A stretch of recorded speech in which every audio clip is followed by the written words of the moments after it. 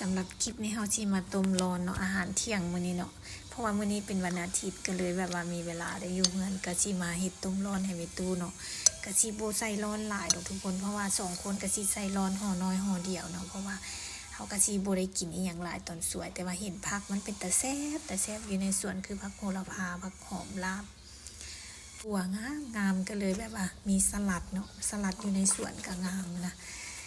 เพราะว่าทับอิดว่าสิเฮ็ดสลัดกินกันยังบ่ทันได้เฮ็ดก็เลยสิต้มร้อนแล้วก็สิเอามาจ้ำกะปิเนาะเฮ็ด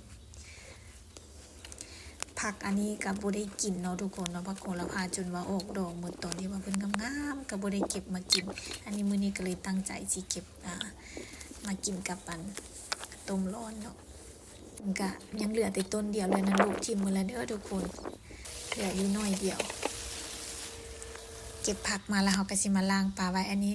เฮาต้มดูปลาไว้เนาะอันนี้ก็สิบ่ได้ใส่หยังหลายต้มร้อนเนาะก็สิมีขิงก็สิมีขิงแล้วก็สิมีกระเทียมมีหัวหอมใหญ่เนาะเฮาก็สิต้มแล้วก็ใส่กะนอน้อยนึงใส่เกลือใส่น้ำปลาเท่านั้นแหละทุกคนอันนี้ก็สิใส่แต่2เดียวเนาะสิใส่ห่อเดียวห่อน้อยนี่แหละ2คนกินเนาะว่ามาอยู่นี่แล้วแบบว่าลึงดังเต่าทานเนี่ยนะเฮ็ดกินมันก็คือว่าแซ่บเนาะหรือว่ามันเป็นเรื่องความรู้สึกหรือว่าอยู่นี่มันไฟมันอ่อนแล้วมันบ่ทันใจนะก็เลยมักจะดังไฟก็เลยแบบลึงเลยเนาะทุกคนเนาะแต่บ่ฮู้ว่าช่วงหน้าฝนนี่สิเป็นแนวใดเวลามันมีลมมีหยังนะเพราะว่าเรือนครัวเฮายังบ่แล้วนะบ่ฮู้ว่าดังไฟมันสิได้บ่เนาะก็สิลองเบิ่งตัวจริงเบิ่งก่อนเนาะเห็นบอกทุกคนผักที่เขาปลูกเขาก็ได้ใส่เนาะเขาก็ได้เอามาต้มมีคือมักเล่นเขาก็สิมาต้มมีเห็ดสลัดเห็ดนั่นเห็ดนี้กินเนาะเขาก็สิพอได้ใส่อยู่เนาะสำหรับมะเขือคือกันเขาก็สิเอามากินกับป่นกับแจ่วเห็ดออกเห็ดอย่างนั้นนะคือมักผักบงคือกันแบบเวลาเขาปลูกมันก็ได้กินนะได้คั่วได้ลวกได้ต้มได้ใส่ต้มมีต้มอย่างอะไรทุกคนแต่ว่าเขาสิบ่ปลูกหลายนะเพราะว่าปลูกหลายผักบงมันก็แบบว่ามันก็สิกินบ่หมดนะมันก็สิใหญ่สิเหี่ยวนะคือผักที่เฮาปลูกไว้ปัจจุบันคือต้นกระเจี๊ยบคือกันเนาะหมากกระเจี๊ยบ